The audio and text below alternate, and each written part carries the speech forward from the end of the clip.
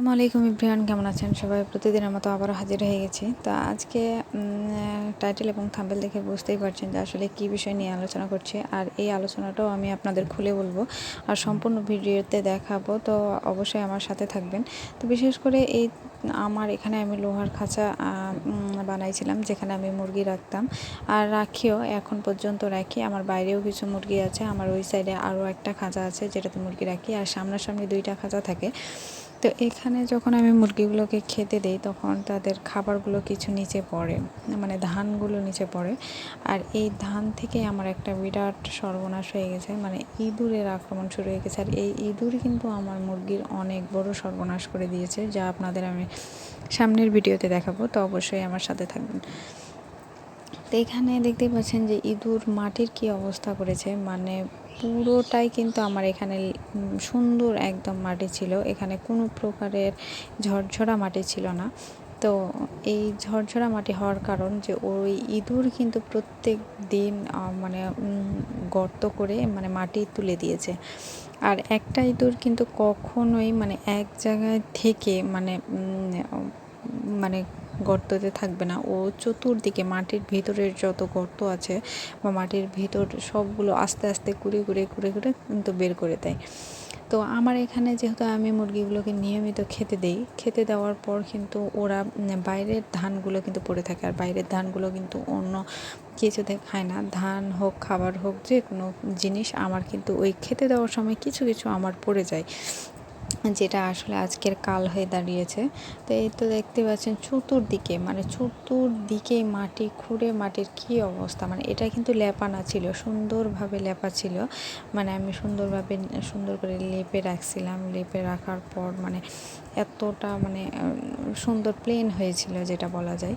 তো প্লেনটাই আজকে এই যে গর্ত শুরু করছে। তো আমার এখানে সামনে খাঁচা আর ওখানেই কিন্তু গর্ত করছে, এইরকম গর্ত প্রায় 3-4টা গর্ত করছে, যে গর্তগুলোর কারণে আজকে আমার মুরগিগুলো আজকে মারা যাওয়ার পথে বা অনেক কষ্ট করছেও তারা। তো যাকে তো খাঁচার ভিতরে টুপ করে মাটি উঠাইছে, মানে এতটা গর্ত করছে, মানে চতুর্দিকে খাঁচার আসলে চতুর্দিকে মাটি উঠেছে। এই যে দেখতে পাচ্ছেন, আপনাদের আমি দেখাই। আসলে এই জায়গাটা আমার অন্ধকার হয়ে গেছিলো, যার কারণে আসলে দেখানো হয়নি। তো এই তো দেখতে পাচ্ছেন, মানে কি বলবো আর, মাটির বাড়িতে আসলে যখন রাখা হয় তখন আসলে এই জিনিসটাই বেশি বিরক্তকর, যে ইঁদুরের আক্রমণ। তো অবশ্যই আমি আপনাদের কাছে জানতে চাইবো যে কারো কাছে যদি ইঁদুর মারার সলিউশন থাকে তাহলে অবশ্যই আমাকে কমেন্ট করে জানাবেন। আর আমি কিন্তু মানে মুরগিগুলো নিয়ে এত হতাশার মধ্যে আছি যে আসলে ইঁদুরগুলো দূর করব কিভাবে এটাই বুঝতে পারছি না। তো অবশ্যই কারো যদি মানে থাকে তাহলেও আমাকে অবশ্যই জানাবেন। তো এখানে আমি আমার সামনের খাঁচাটা কিন্তু টেনে নিয়েছি, টেনে নেওয়ার পর আমি আপনাদের দেখাচ্ছি যে আসলে কতগুলো মাটি উঠাইছে। তো এই তো দেখতেই পাচ্ছেন, আসলে প্রচুর পরিমাণে মাটি, মানে বলা যায় যে আসলে ওরা ইচ্ছা মতো মাটি উঠাইছে, তাও আবার 2-1 দিনের মধ্যেই, মানে আস্তে আস্তেও উঠায় না, ওরা রাত্রেবেলা উঠায়, রাত্রেবেলা একদম ভরিয়ে দেয় মাটিতে, মানে এত দ্রুত ওরা কাজ করে যে আসলে মনে হয় যে একটা মানুষও মনে হয় ফেল হয়ে যাবে। তো এই তো আমার খাঁচার ভিতরে একদম ভরে আছে মাটিতে। তো আমার নিচে থাকে মুরগিগুলোর কিন্তু আমার এই অবস্থা হয়েছে, আমার উপরে থাকে যে মুরগিগুলো আছে ওদের কিন্তু কোনো সমস্যা হয়নি। তো যেহেতু বিকাল হয়ে গেছে, আমি মুরগিগুলোকে ছেড়ে দেওয়ার পর আমি সম্পূর্ণটাই আপনাদের দেখাচ্ছি আসলে। তো এখানে আমার একটা মুরগি আছে যেটা দেখায়, এই যে মেন কথা হলো সমস্যাটা এখানে। মুরগি আছে, ধান খাচ্ছে ভালো কথা, মানে খাবার খাচ্ছে সেটা ভালো কথা, মাটি উঠাচ্ছে সেটাও ভালো কথা, কিন্তু মুরগিগুলোর পাগুলো একদম মানে টেনে ছিঁড়ে ফেলে দিয়েছে, মানে আসলে বলার কথা না।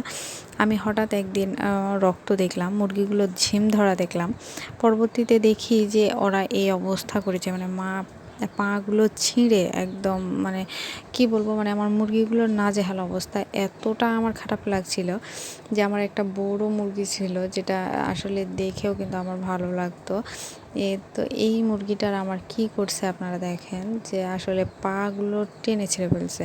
তা আমি এখানে ইঁদুর মারা বীজ দিতেও ভয় পাচ্ছি, কারণ এখানে মুরগির ঘর, মুরগিগুলো যদি আবার খেয়ে ফেলে তাহলে আমার বাইরে কিন্তু ছাড়া মুরগি আছে, সেই মুরগিগুলো যদি খেয়ে ফেলে তো মারা যাবে, যার কারণে আমি বীজ দিতেও পারছি না।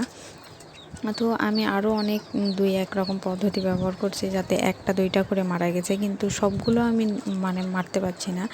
তো যাক, আমার উপরের মুরগিগুলো কিন্তু মাশাআল্লাহ ভালো আছে, কিন্তু নিচের থাকের মুরগিগুলো আমি মানে কোনোভাবেই ঠিক রাখতে পারছি না। তো মানে আমার এই লোহার খাঁচাটা যেহেতু মানে ফাঁকাটা অনেক বড় বড়, মানে সাইডের এত বড় বড় যে ওদের পাগুলো বের হয়ে যাবে, যার কারণে আমি বস্তা দিয়ে রাখছি।